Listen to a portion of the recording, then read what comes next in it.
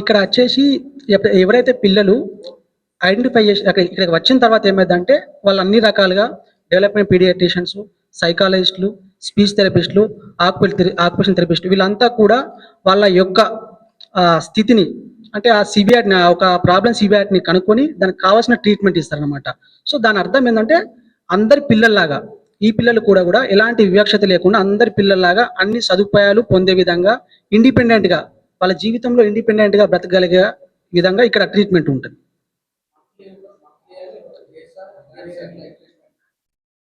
ఇది లైక్ అంటే వాళ్ళ సివియారిటీని బట్టి ఇప్పుడు ఒక బాబు కొంచెం ఎక్కువ ఉండొచ్చు, ఒక బాబు కొంచెం తక్కువ ఉండొచ్చు.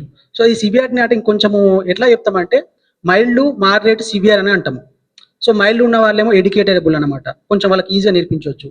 మాడరేట్ ఉన్న వాళ్ళేమో టేనబుల్ అంటావు, సివియర్ ఉన్న వాళ్ళేమో కస్టోడియల్ అంటామంట. సో వాళ్ళ సివియర్ ఆ ప్రాబ్లం సివియర్ని బట్టి ఆ ట్రీట్మెంట్ డ్యూరేషన్ ఉంటుంది. On the problem, and we design a comprehensive care plan involving a multidisciplinary team.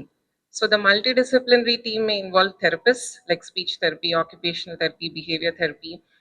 It may involve teachers sometimes, because sometimes there may be problems in the school, so we can involve the teachers.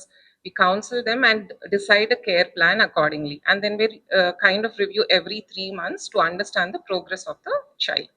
So typically this is what we do when they come to a developmental pediatrician. So ఒకటి 200 మంది పిల్లలు వస్తున్నారు and therapies నెలకి ఒక 1500 therapies అవుతూ ఉంటాయి. ఇక్కడ ఇది ఫౌండేషన్గా ఉంది కాబట్టి we are trying to be accessible to the entire spectrum. అంటే ఉన్న వాళ్ళకి లేని వాళ్ళకి there is no difference. Therapy వరకు, డయాగ్నోసిస్ వరకు, కన్సల్టేషన్స్ వరకు ఎవరు కూడా ఇక్కడికి వస్తే వారికి అంటే అసెస్మెంట్ కానీ థెరపీ కానీ ఇవ్వకుండా లేము. అందరికీ వీఆర్ యాక్సెసిబుల్ అనమాట as a foundation. But more importantly వీళ్ళందరూ అన్నట్టు అవేర్నెస్ పెరుగుతూ ఉంది, అంటే ఇన్సిడెన్స్ పెరుగుతూ ఉంది కాబట్టి అవేర్నెస్ అవసరము.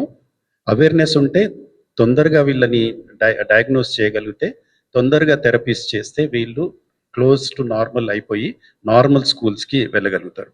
ఆల్మోస్ట్ ఈ గత 6 సంవత్సరాల్లో మేము చూసింది ఏంటంటే 20% పిల్లల్ని 20% పిల్లలు నార్మల్ స్కూల్స్కి పోగలిగారు. బికాజ్ ఇక్కడే కాదు ఎక్కడైనా కూడా థెరపీస్ తీసుకుంటే అర్లీ డయాగ్నోసిస్ చేసుకొని థెరపీస్ సరిగ్గా చేసుకుంటే, అంటే క్వాలిఫైడ్ పీపుల్ తోటి కరెక్ట్గా చేసుకుంటే వీళ్ళు నార్మల్ స్కూల్స్కి పోయే ఛాన్స్ ఎక్కువ ఉంటుంది.